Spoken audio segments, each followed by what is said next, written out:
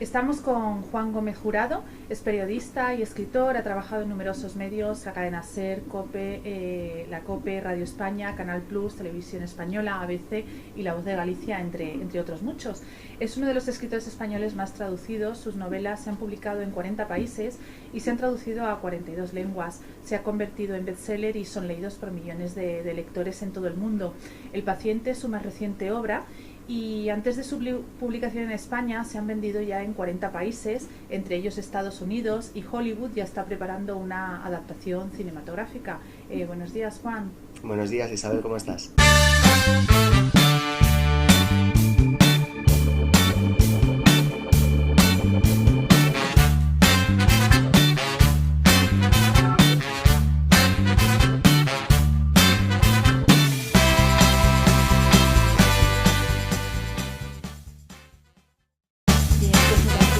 Queríamos agradecerte la entrevista que nos concedes, el tiempo que nos dedicas, por supuesto, darte las gracias por ello y darte la enhorabuena. No solamente, gracias a vosotros, por favor. No solamente por esta última novela, que la cual iremos ahora comentando, que es extraordinaria, sino principalmente por tu carrera, tu exitosa carrera, pese a tu juventud, y digo pese porque eres jovencísimo. Y está cargada de éxitos. Queremos darte la enhorabuena además por esto. Muchísimas gracias, de verdad.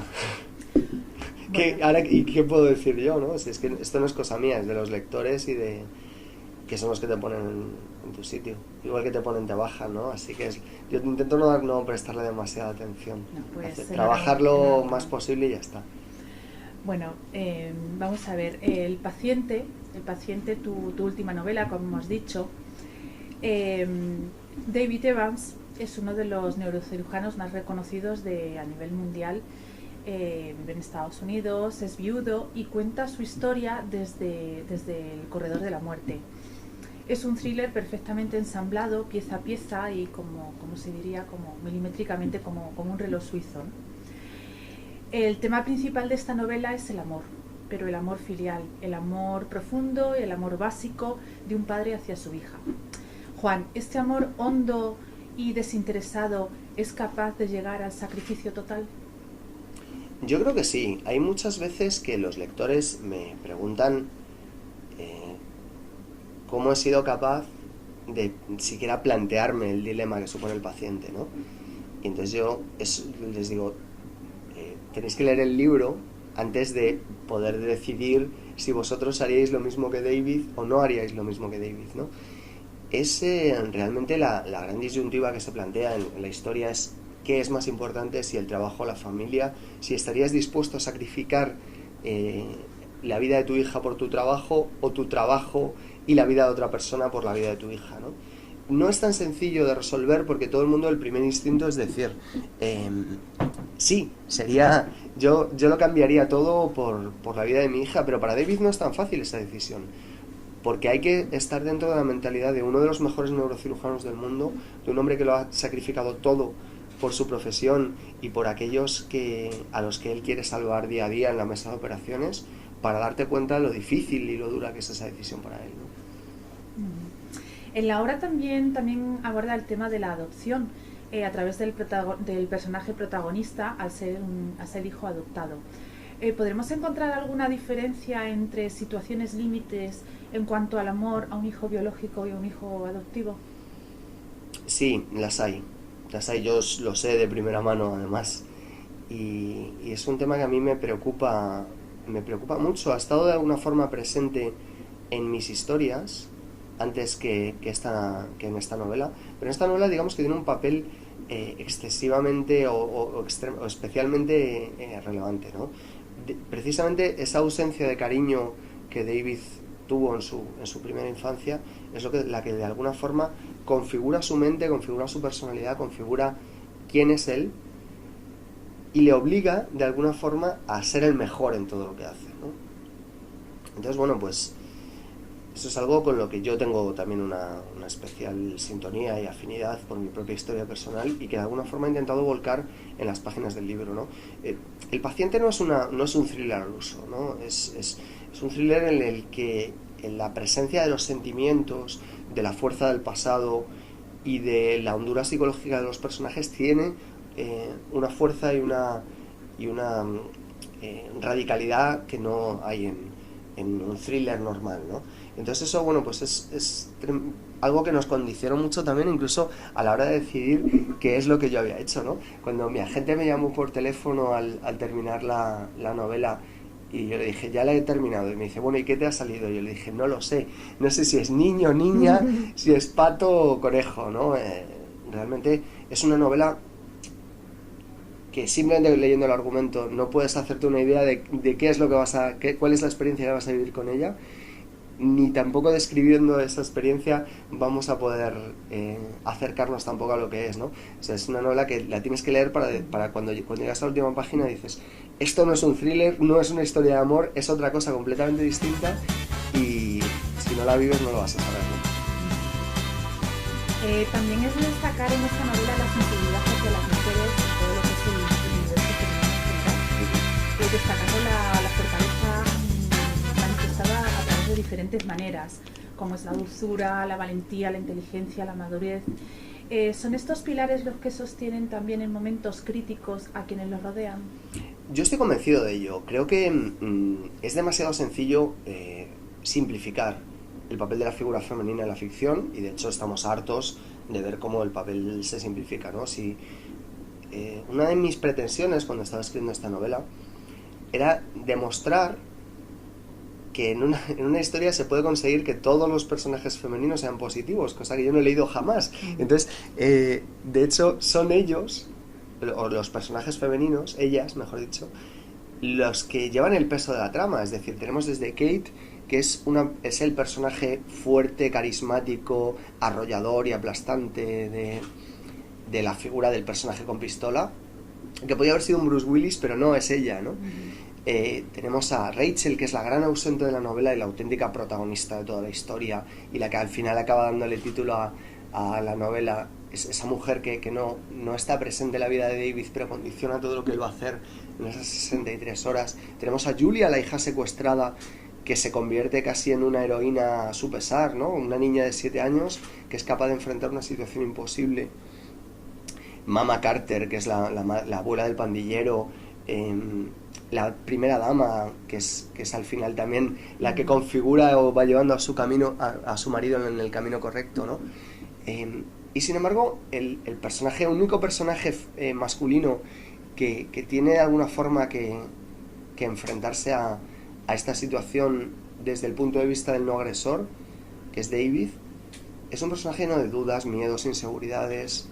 No es capaz él por sí solo y sin la ayuda de esos personajes femeninos, como tú muy bien decías, de enfrentarse a este dilema tan grande, ¿no? Eso para mí era muy importante, porque la vida es así. La vida no es una sucesión de damiselas en peligro, como nos presentan muchas veces las obras de ficción, ¿no? La vida es un compendio de unión de fuerzas entre hombres y mujeres, y eso para mí era muy importante. En este relato también está apoyado en un exhaustivo trabajo de documentación, pues la vida de agencias de seguridad, hospitales de élite, rivalidades, el propio funcionamiento de la Casa Blanca. ¿Cómo fue este trabajo de documentación? Muy sencillo. Esa parte, sobre todo lo de las agencias de seguridad, los hospitales fue más complejo, ¿no?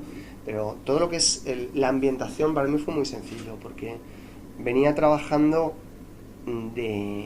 con este tipo de personajes desde hace bastante tiempo y tengo contactos en Washington, es una ciudad que conozco muy bien, entonces para mí esa parte fue muy, muy fácil.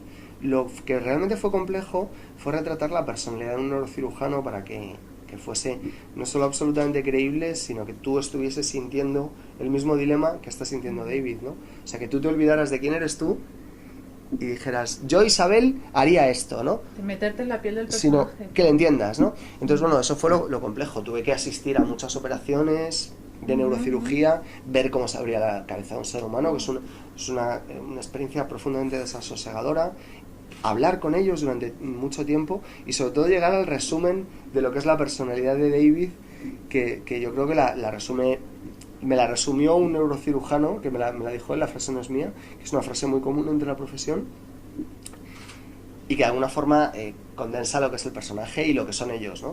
Que es, ¿tú sabes cuál es la diferencia entre Dios y un neurocirujano? La diferencia es que Dios sabe que no es un neurocirujano. Entonces,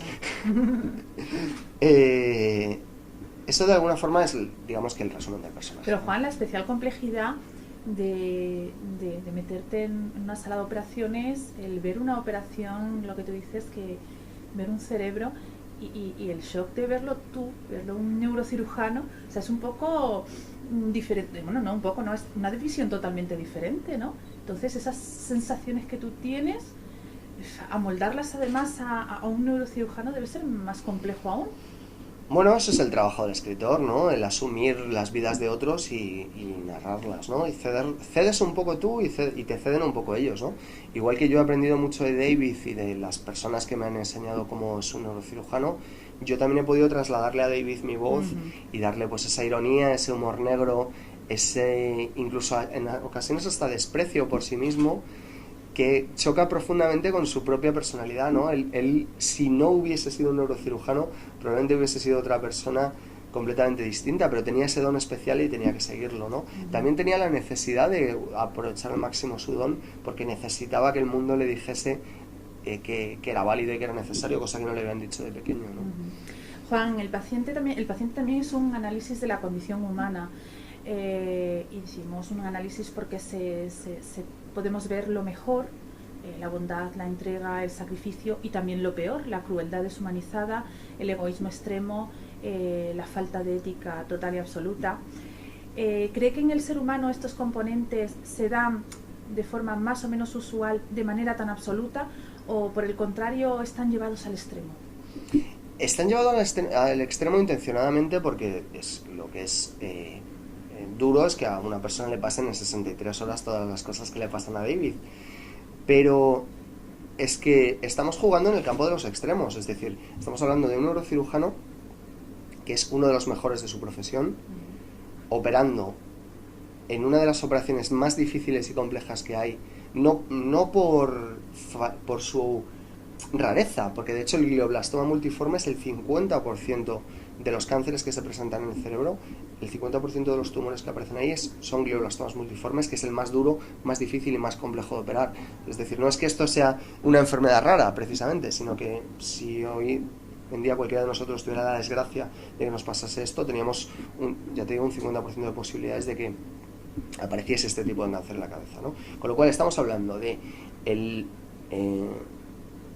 uno de los neurocirujanos mejores del mundo, operando uno de los tumores más difíciles del mundo, sobre una de las personas más poderosas del mundo y con todo su mundo en juego, como es el hecho de que su hija haya sido secuestrada, ¿no? Entonces, solo pueden existir extremos en esta historia, porque si esta situación se da, esta situación se produce, no hay blancos y negros, y sin embargo los hay a lo largo de toda la historia. David, cuando hace algo, siente casi el lector que le está gritando por encima del hombro diciendo: no vayas por ahí, no hagas esto, no cojas el teléfono, no hagas esa llamada, no vayas a buscar la pistola, te lo puedes jugar todo. Pero David no tiene más remedio que actuar de esa forma, porque él necesita salvar a su hija, pero también necesita salvar a su paciente, porque salvar a su hija y salvar a su paciente, las dos cosas juntas de alguna forma es salvar a esa mujer que él perdió, en la que se unían el amor y el fracaso profesional, que fue el único que tuvo él en toda su carrera, ¿no?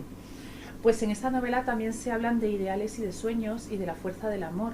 ¿Es quizá el amor el motor más fuerte? Sí, sin duda alguna. Para mí El paciente no es un thriller. Y obviamente cuando los lectores la analizan también pueden llegar a la misma conclusión que yo, ¿no? pero si te quedas solo en la sinopsis, en la aventura, en la trama, en el argumento y demás, sí que estás viendo, es un thriller, ¿no? Pero para mí es una novela de amor, es una historia es mi primera historia romántica. Lo que pasa es que, claro, es un amor, como tú muy bien decías al principio, es un amor filial, es un amor inusual, es un amor básico. Es el amor que cualquiera de nosotros podemos sentir por nuestra propia sangre. Pero es que además es también una historia de un amor no correspondido, como es el de Kate.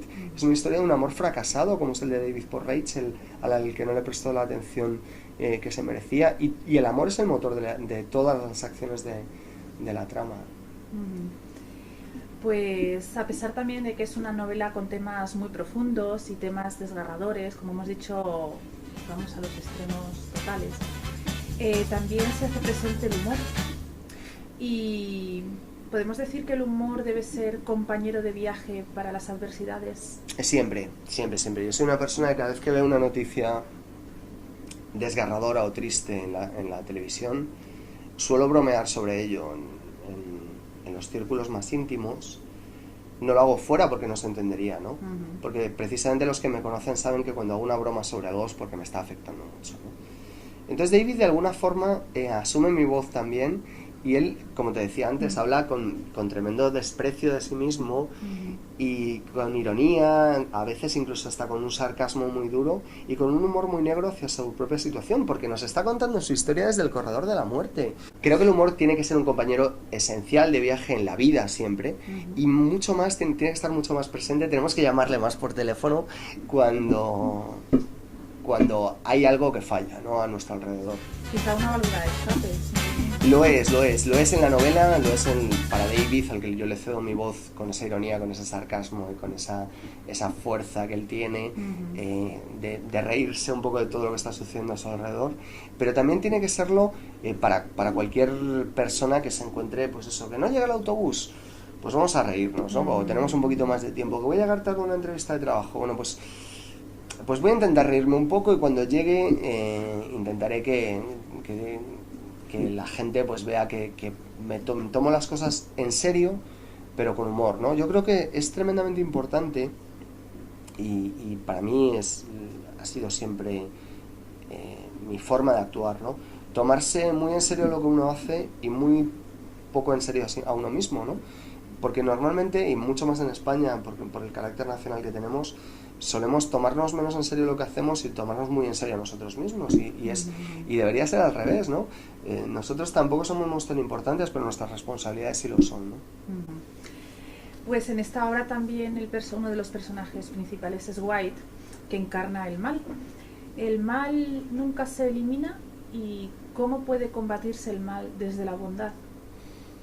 Es complicado. Yo creo que además David se enfrenta a esa tesitura de tener que afrontar el mal desde un punto de vista en el que ninguna solución buena o ninguna solución bondadosa pasa por un resultado óptimo, ¿no? Entonces para él es tremendamente difícil, a veces sucede. No se puede uno defender de un agresor o hacer una tortilla sin romper unos cuantos huevos, ¿no? Pero sin embargo, la opción que él escoge creo que es exactamente la misma que hubiese escogido su mujer fallecida, que era precisamente el amor personificado, ¿no? Y entonces él se enfrenta, digamos, que a esa situación tan difícil y tan compleja, mezclando lo que es él con lo que fue su mujer y poniéndose incluso también en manos de Kate, que desde luego es una persona movida por el amor, pero que no tiene ni el más mínimo reparo a la hora de desenfundar una pistola y ponerla en la cabeza de alguien, ¿no? Entonces, bueno, pues en ese juego de luces y sombras, de nubes y claros y de contrapuestos, es donde se desenvuelven las páginas del libro, ¿no? Y ya para finalizar, ¿qué le gustaría que el lector encontrara en esta obra? Yo creo que se encontrase a sí mismo y que encontrase dilemas que le gustaría resolver. Yo creo que hay un dilema casi en cada página. Como decíamos antes, como el lector grita al protagonista por encima del hombro, no hagas esto, porque se siente partícipe de lo que está haciendo. Pero en el paciente, más allá de una historia divertida y una historia vibrante y emocionante, lo que hay es también una reflexión sobre nosotros mismos, sobre esa dicotomía entre trabajo y familia, entre responsabilidad y amor, Y también una enseñanza de vida. Yo creo que he aprendido muchísimo de David, que los personajes nos enseñan mucho a los escritores mientras estamos trabajando con ellos. Y lo que me comentan muchas lectoras que me escriben, y lectores también, es: voy a regalarle este libro a mi pareja para que pase menos tiempo trabajando, ¿no? De alguna forma es un buen regalo de San Valentín, ¿no? Para decir, oye, los demás también existimos, ¿no? Y eso creo que es bonito.